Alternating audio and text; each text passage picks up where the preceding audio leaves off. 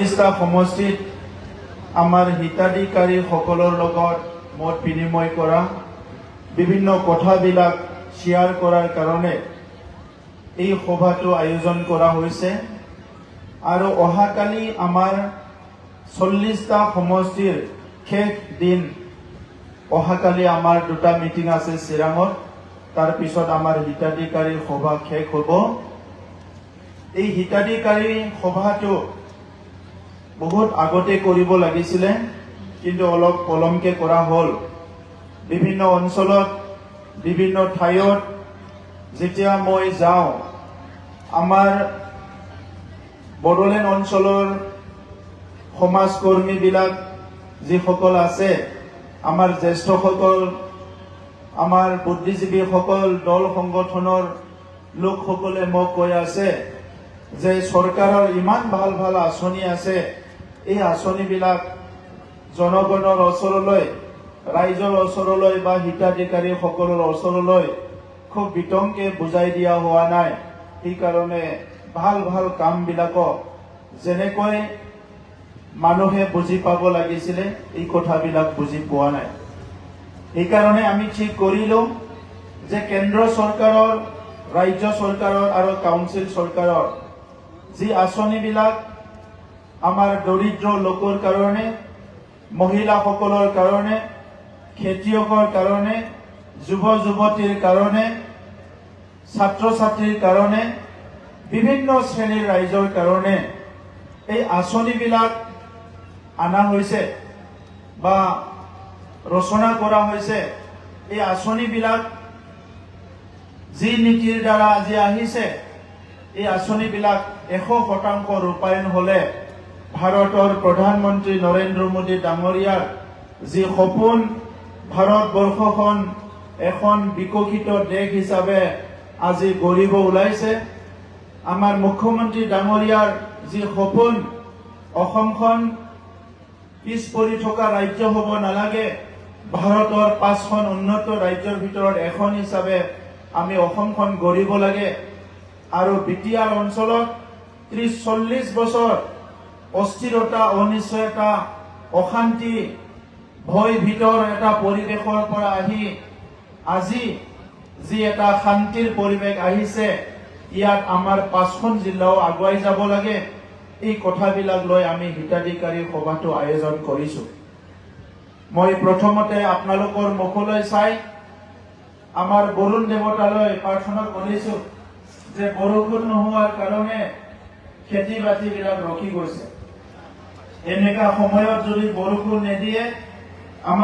আমি সকলো চিন্তিত হওঁ আমাৰ খেতি পথাৰ বিলাকত যিমান ইৰিগেশ্যন হ'ব লাগিছিলে এই ইৰিগেশ্যনটো বহুত হৈছে কিন্তু আজিলৈকে 100% হোৱা নাই কাৰণে বিভিন্ন অঞ্চলত বৰষুণৰ পানীয়েদি আমাৰ মানুহে খেতি কৰে কিছুমান জায়গাত নলাবিলাক আছে জান জুৰিবিলাক আছে ইয়াৰ দ্বাৰাও খেতি কৰে কিন্তু বেছিভাগ মানুহে বৰষুণৰ ওপৰত নিৰ্ভৰ কৰে এই কাৰণে বৰষুণটো আমাক লাগে যিয়ে নহওক আমি সকলো বিচাৰিছিলো যে ভাৰতৰ বিভিন্ন অঞ্চলৰ নিচিনাকৈ বড়োলেণ্ডত বসবাস কৰা 26টা জনগোষ্ঠীও নিজৰ অধিকাৰ লৈ নিজৰ আত্মা মৰ্যাদা লৈ শান্তি সম্প্ৰীতি নিৰাপত্তা আৰু সমন্বয়ৰ মাজত আমি জীয়াই থাকিবৰ কাৰণে এটা পৰিৱেশ লাগে এটা সময়ত আমাৰ ভাৰত স্বাধীন হল আৰু 1947 চনৰ পৰা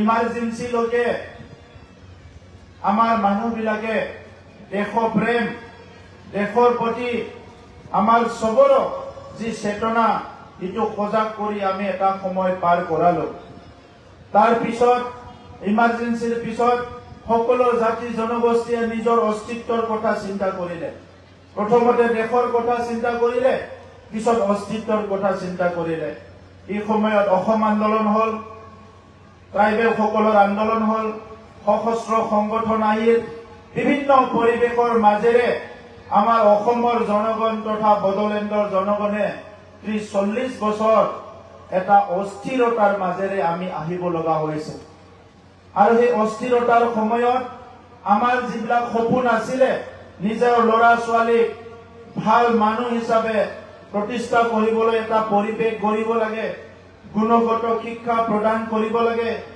আৰ্থিকভাৱে আমি টনকিয়াল হ'ব লাগে, সামাজিক আমাৰ সাংস্কৃতিক ৰীতি নীতিবিলাক আমাৰ খুব ভালকে প্ৰচলন হ'ব লাগে। এই কথাবিলাক খন্তেক সময়ৰ কাৰণে প্ৰায় 4টা দশকৰ কাৰণে আমি অলপ চাইড কৰি থব লগা হৈছিলে। চবে ভাবিছিলে যে বড়োলেণ্ডত আৰু শান্তি ঘূৰিয়ে নাহিব, যি অশান্তি আছে এই অশান্তি চলি থাকিব। হয়, যদি এই অঞ্চলৰ নাগৰিকবিলাক নিবিচাৰে, এই অঞ্চলৰ সংগ্ৰামী নেতাসকলে নিবিচাৰে, এই অঞ্চলৰ জাতীয় সংগঠনবোৰে নিবিচাৰে, এই অঞ্চলৰ বুদ্ধিজীৱীসকলে সকলো শ্ৰেণীৰ ৰাইজে নিবিচাৰে, তেনেহলে এই অঞ্চল অশান্তি হৈ থাকিলেহেঁতেন। বহুত সময়ত কেন্দ্ৰৰ আঁচনি থাকিলেও, ৰাজ্য চৰকাৰৰ আঁচনি থাকিলেও যদি এই আঁচনিবিলাকৰ কথা যদি পাব্লিকৰ ৰাইজৰ সজাগতা নহয় আৰু ৰাইজে গ্ৰহণ নকৰে, এইবিলাক বাস্তৱত ৰূপায়ণ কৰাত যথেষ্ট অসুবিধা হয়। আজি ওচৰ চুবুৰী হিচাপে নাগালেণ্ডত সশস্ত্ৰ সংগ্ৰামীসকলে আজিও আলোচনা কৰি আছে, কিন্তু সমাধানত আহিব পৰা নাই। আমাৰ ওচৰতে মণিপুৰ, উত্তৰ পূৰ্বাঞ্চলৰ ৰাজ্য এখন 10 বছৰ শান্তি হোৱাৰ পিছত আকৌ অশান্তি হৈ গ'ল। আজি আমাৰ বড়োলেণ্ডত 50 বছৰৰ পিছত প্ৰথম 5টা বছৰ পাইছো আমি, য'ত শান্তি সম্প্ৰীতি নিৰাপত্তা পাবলৈ সক্ষম হৈছো। 17 বছৰ BPFৰ শাসনৰ পিছত আমি 5টা বছৰ পাইছো, য'ত আমাৰ মা দেউতা দাদা ভাই ভনী ল'ৰা ছোৱালী চবে আজি শান্তিৰে শুবলৈ পাৰিছে, খাবলৈ পাৰিছে, নিজৰ পঢ়া পাতি চব কাম কৰিব পাৰিছে। এই পৰিৱেশ সৃষ্টি কৰাত আমি বহুতখিনি পৰিশ্ৰম কৰিব লগা হৈছে। কেন্দ্ৰ চৰকাৰৰ পৰা প্ৰধানমন্ত্ৰী ডাঙৰীয়া, গৃহমন্ত্ৰী ডাঙৰীয়াক আমি ধন্যবাদ জনাওঁ, অসমৰ মুখ্যমন্ত্ৰী ডাঙৰীয়াক ধন্যবাদ জনাওঁ, আৰু বিটিআৰ অঞ্চলৰ সশস্ত্ৰ সংগ্ৰামী হিচাপে বড়োসকলৰ যিসকল সংগ্ৰামী নেতাসকল, ইয়াৰ লগতে সকলো জনগণক মই ধন্যবাদ জনাওঁ। এটা সময় এনেকুৱাই আহিল, আমি এটা জনগোষ্ঠী আনটো জনগোষ্ঠীৰ মুখলৈ চাব নিবিচাৰো। এটা জনগোষ্ঠী আনটো জনগোষ্ঠীক ঘৃণা কৰে, খং কৰে, বেয়া পায়, তেনেকুৱাও পৰিৱেশ হ'ল। এই কালাইগাঁও অঞ্চলতো এটা সময়ত তেনেকুৱা পৰিৱেশ আহিছিলে। মানুহবিলাকে ভয় ভয়কে জীৱন যাপন কৰিব লগা হৈছিল, কিন্তু আজি এই পৰিৱেশ নাই। সেইকাৰণে প্ৰধানমন্ত্ৰী ডাঙৰীয়াৰ বিকশিত ভাৰত গঢ়াৰ এই মিছনত আমাৰ বড়োলেণ্ডৰ 35 লাখ জনগণ আগুৱাই যাব লাগিব। আমি ইয়াৰ পৰা বাদ পৰিব নালাগিব। আজি আমি 26টা জনগোষ্ঠী একেলগে আমি আগবাঢ়ি যাব লাগিব। 21 শতিকাত আমি মানুহে মানুহক ঘৃণা কৰা, মানুহে মানুহক খং কৰা এই পৰিৱেশবিলাক আমি ৰাখিলে আমাৰে ক্ষতি হ'ব। এই 21 শতিকাত য'ত বিজ্ঞান আৰু প্ৰযুক্তি ইমান আগুৱাই গ'ল, আজি AI আহি গ'ল, এনেকুৱা সময়ত এটা জনগোষ্ঠীয়ে যদি আনটো জনগোষ্ঠীক ঘৃণা কৰে, বেয়া পায়, খং কৰে, দুখ পায়, এটা ধৰ্মৰ মানুহে যদি আনটো ধৰ্মৰ মানুহক ঘৃণা কৰে, খং কৰে, বেয়া পায়, মানৱতাক যদি আমি জলাঞ্জলি দি চলিব লাগে, ইয়াতকে দুখৰ বিষয় একো নহ'ব। যি দেশবিলাকত মানৱতাৰ কথা চিন্তা নকৰে, জাতি জনগোষ্ঠীৰ কথা চিন্তা নকৰে, একেলগে আগুৱাই যোৱা সহবাসস্থান, আমি একেলগে যিটো নেকি আমি কোএক্সিষ্টেন্স বুলি কওঁ, পৰস্পৰৰ মাজত মৰম স্নেহ বিশ্বাস নকৰে, সেই দেশবিলাকত আজিও অশান্তি হৈ আছে। ভাৰতবৰ্ষত আমাৰ জাতিৰ পিতা মহাত্মা গান্ধীয়ে আমাক শিকাইছে অহিংসাৰ কথা। আজি আমি হিংসাটো অকল বন্দুক ললেহে নহয়, বন্দুক নলাকৈও আপুনি মনেৰেও মানুহক হিংসা কৰে। এই হিংসাৰ পৰা আমি মুক্ত হ'ব লাগিব। মানৱ জাতিয়ে এজনে আনজনক সহায় কৰি, এজনে আনজনক শ্ৰদ্ধা কৰি, এটা জনগোষ্ঠী আনটো জনগোষ্ঠীক সহায় কৰি, এটা জনগোষ্ঠী আনটো জনগোষ্ঠীক শ্ৰদ্ধা কৰি, এই জনগোষ্ঠীৰ ভাষা সংস্কৃতি যি ৰীতি নীতিবিলাক আছে সেইবিলাক সন্মান কৰি আমি আগুৱাই যাব লাগিব। সেইকাৰণে বড়োলেণ্ডত চিৰস্থায়ী শান্তি আমি ইয়াত যাতে ৰাখিব পাৰো, ইয়াৰ কাৰণে হেপিনেছ মিছন আনিছো। এই হেপিনেছ মিছনৰ দ্বাৰা বড়োলেণ্ডত বসবাস কৰা 26টা জনগোষ্ঠীৰ যি পৰ্ববিলাক আছে, ৰীতি নীতি সংস্কৃতি আছে, এইটো চৰকাৰী কেলেণ্ডাৰত অনা হৈ গৈছে। বড়োলেণ্ডৰ প্ৰত্যেকটো ভাষা জীয়াই ৰখাৰ কাৰণে 18টা ভাষা আছে। ইয়াৰ কাৰণে অভিধানৰ নিচিনা আমি ৱৰ্ড বুক বনাইছো। বড়োলেণ্ডৰ 26টা জনগোষ্ঠীৰ কাৰণে আমি মিউজিয়াম নিৰ্মাণ কৰিবলৈ গৈ আছো, যাতে প্ৰত্যেকটো জনগোষ্ঠীৰ যি এটা ঐতিহাসিক বিষয়বিলাক আমি তাতে জীৱিত কৰি ৰাখিব পাৰো। বড়োলেণ্ডত এতিয়া আমি 26টা জনগোষ্ঠীৰ ইথনোগ্ৰাফি, ইতিহাসৰ নিচিনা এটা জনগোষ্ঠীৰ যোৱা 100 বছৰ 200 বছৰৰ ইতিহাসবিলাক লিপিবদ্ধ কৰিব বিচাৰো চৰকাৰৰ পৰা, যাতে প্ৰত্যেকটো জনগোষ্ঠীয়ে নিজকে বড়োলেণ্ডত বিচাৰি পায়। বৃহত্তৰ ভাৰতবৰ্ষত, বৃহত্তৰ উত্তৰ পূৰ্বাঞ্চলত বিভিন্ন জায়গাত নিজক বিচাৰি নাপাব পাৰে ক্ষুদ্ৰ ক্ষুদ্ৰ জনগোষ্ঠীবিলাকে, কিন্তু আপোনালোকে বড়োলেণ্ডত যাতে নিজকে বিচাৰি পায়, ইয়াৰ কাৰণে আমি প্ৰত্যেকটো জনগোষ্ঠীক 26টা জনগোষ্ঠীক নিজৰ অস্তিত্ব পৰিচয় লৈ জীয়াই ৰাখিব বিচাৰিছো। এই কথা বিটিআৰ চৰকাৰে কৰিছে, ভাৰতত কতো কৰা নাই, আমি কৰিছো। আমি কিয় কৰিছো? আমি এটা সংগ্ৰামী সত্তাৰ পৰা আহিছো। মই নিজেও প্ৰায় 32 বছৰ সংগ্ৰামত আছিলো। এই সময়ত বহুত MLA মন্ত্ৰীবিলাকৰ দৰ্জা আমাৰ কাৰণে নুখুলে, বহুত MPৰ দৰ্জা আমাৰ কাৰণে নুখুলে, বহুত ডাঙৰ ডাঙৰ বিষয়াবিলাকৰ দৰ্জা আমাৰ কাৰণে নুখুলে, যেতিয়া আমি সংগ্ৰাম কৰি আছিলো। আৰু ভাৰতবৰ্ষৰ যিটো সংবিধান, সমমৰ্যাদা, সম অধিকাৰ, সকলো জাতি জনগোষ্ঠীক জীয়াই থকাৰ অধিকাৰ দিছে।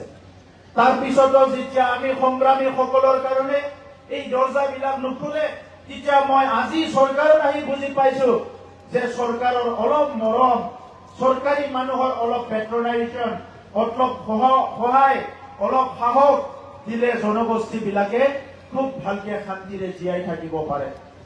আমাৰ অঞ্চলৰ মানুহবিলাকে কষ্ট কৰি দুবেলা দুমুঠি নিজে বিচাৰি খাইছে। কোনোবা খেতি কৰিছে, কোনোবা পশুপালন কৰিছে, কোনোবা মাছ পালন কৰিছে, কোনোবা ক্ষুদ্ৰ ব্যৱসায় কৰিছে, কোনোবা বেলেগ জায়গাত ঠাইত কাম কৰি হলেও দুবেলা দুমুঠি আজি বিচাৰি খাইছে, নিজৰ আত্মা সন্মান লৈ জীয়াই আছে। কিন্তু যেতিয়া এটা জনগোষ্ঠীৰ ওপৰত, কোনোবা এটা জনগোষ্ঠীৰ ওপৰত যি বিশেষ মৰ্যাদা দিব লাগে, যি বিশেষ সন্মান কৰিব লাগে, যি বিশেষ এটা সহায় কৰিব লাগে, এইবিলাক যেতিয়া নাপায় আমাৰ জনগোষ্ঠীবিলাক হতাশ হৈ যায়। আৰু আজিৰ সময়ত এজন ব্যক্তিয়ে যদি হতাশ হৈ বহি থাকে, আমি বিকশিত ভাৰত গঢ়িব নোৱাৰিম। এটা জনগোষ্ঠীয়ে যদি দুখ পাই আজি বহি থাকে, বেলেগ চিন্তা কৰে, আমি বিকশিত অসম নিৰ্মাণ কৰিব নোৱাৰিম, বিকশিত বড়োলেণ্ড নিৰ্মাণ কৰিব নোৱাৰিম। সেইকাৰণে আজি মই আপোনালোকক অনুৰোধ কৰিবলৈ আহিছো, অকল ৰাজনীতি নহয়, ৰাজনীতিকৰ ওপৰত মানৱতা আছে, আমাৰ জনগণ আছে, পাব্লিক আছে, জনসাধাৰণ আছে, জাতি জনগোষ্ঠী আছে, ভাষা সংস্কৃতি আছে। তো সেইকাৰণে আজিৰ সময়টো, এই সন্ধিখনটো সকলোৰ কাৰণে এটা ভাল সময়, য'ত প্ৰধানমন্ত্ৰী ডাঙৰীয়াই 2014 চনতে কৈছিলে আজছে দিন আনে वाले है। ভাল দিন আহিছে, কিন্তু ভাল দিনটো আমি বিচাৰি ল'ব লাগিব। ভাল দিনটো কোনোবা বেগত আনি নিদিয়ে, কোনোবা চুৰকেছত আনি নিদিয়ে, কোনোবা ট্ৰাকত ভৰাই আমাক আনি নিদিয়ে এইটো ভাল দিন বুলি। ভাল দিনটো এটা পৰিৱেশ সৃষ্টি কৰা হৈছে।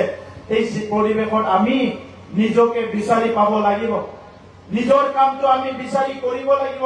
পৃথিৱীত আমাক ঈশ্বৰে, ভগৱানে, আল্লাহ কিয় পঠাইছে, আমাৰ কাম কি, আমাৰ দায়িত্ব কি, এই কথাবিলাক বুজি পাব লাগিব।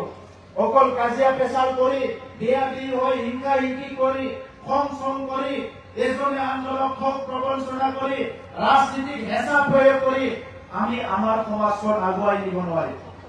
যিমান মৰম কৰিব পাৰে, যিমান শ্ৰদ্ধা কৰিব পাৰে, এটা জনগোষ্ঠী আনটো জনগোষ্ঠীক যিমান সহায় কৰিব পাৰে, বড়োই অসমীয়া, অসমীয়াই বড়োক, বঙালীয়ে বড়ো অসমীয়া, আৰু বড়ো অসমীয়া বঙালী, কোচ ৰাজবংশী, শৰণীয়া, যিমান জনগোষ্ঠী আছে, মাইনৰিটি, সকলো মিলি পেলাই আমি আমাৰ কামটো কৰিব লাগিব।